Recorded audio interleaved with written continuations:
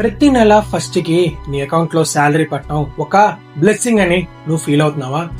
లేదు బ్రో, అది నీ కళని నువ్వు మర్చిపోవడానికి నీకు ఎవడో ఇచ్చే ఒక చిన్న స్లో పాయిజన్ లాంటిది. వాడిని కళలో బతికించుకోవడానికి, వాడి కళలో బిల్డ్ చేసుకోవడానికి వాడు నిన్ను హైర్ చేసుకున్నాడు.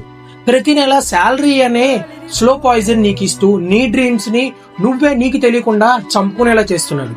రోజంతా పనిచేసి వచ్చి సాయంత్రం వచ్చి రీల్స్ చూస్తూ వాడి లైఫ్ అలా ఉంది, వీడి లైఫ్ ఇంతకంటే గొప్పగా ఉందని ఫీల్ అవుతున్నావా? అలా ఫీల్ అవుతూ ఉంటే అది నీకు నువ్వే మోసం చేసుకుంటూ ఉంటున్నట్టు. ఎందుకంటే ప్రతి నెల శాలరీకి పనిచేయడం తప్పని చెప్పి నేను చెప్పట్లేదు, బట్ ఆ శాలరీ మీద జీవితాంతం డిపెండ్ అయిపోతూ ఉంటే నీ కళను నువ్వే చంపేసుకుంటూ ఉంటావు. ఎందుకంటే నీ కళని నువ్వు ఎగరాలనుకునే నీ కళని ఆశని చంపుకోవడానికి ఆ కాల్డ్ శాలరీ అనే దాన్ని ఆ కంపెనీ వాడు నీకు ఇస్తున్నాడు. నువ్వు ఆ ఫస్ట్ శాలరీని చూసి మురిసిపోతూ ఉంటావు, కానీ ఆ శాలరీ నీకు వచ్చిన ఫస్ట్ 3 రోజులు 1 వీక్ లోనే అయిపోతుంది. మళ్ళీ నెక్స్ట్ మంత్ శాలరీ వచ్చేదాకా నువ్వు ఎదురు చూస్తూనే ఉండాలి. అలా ఎప్పుడు ఉంటాకి ట్రై చేయకు బాస్.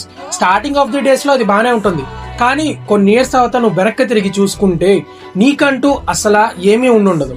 ఆ జాబ్, ఆ శాలరీ వస్తేనే నీ జీవితం అని నువ్వు దాని మీద పూర్తిగా డిపెండ్ అయిపోయి ఉంటే లైఫ్ లో నువ్వు కోల్పోయింది ఏంటని చూసి ఒకరోజు నువ్వే బాధపడతావు. Never depend on completely on salary boss. Try to build your dreams, try to build your empire. నీకు దొరికిన ఈ ఈవినింగ్ 6 to 12 ఈ టైం ని నువ్వు ఎంత బాగా యూటిలైజ్ చేసుకుంటావు, ఎంత పెద్ద బ్రాండ్ బిల్డ్ చేసుకుంటావు అనే దాన్ని బట్టే నీ ఫ్రీడమ్ అనేది డిసైడ్ అయి ఉంటుంది. ఒక్క విషయం బాగా గుర్తుపెట్టుకో,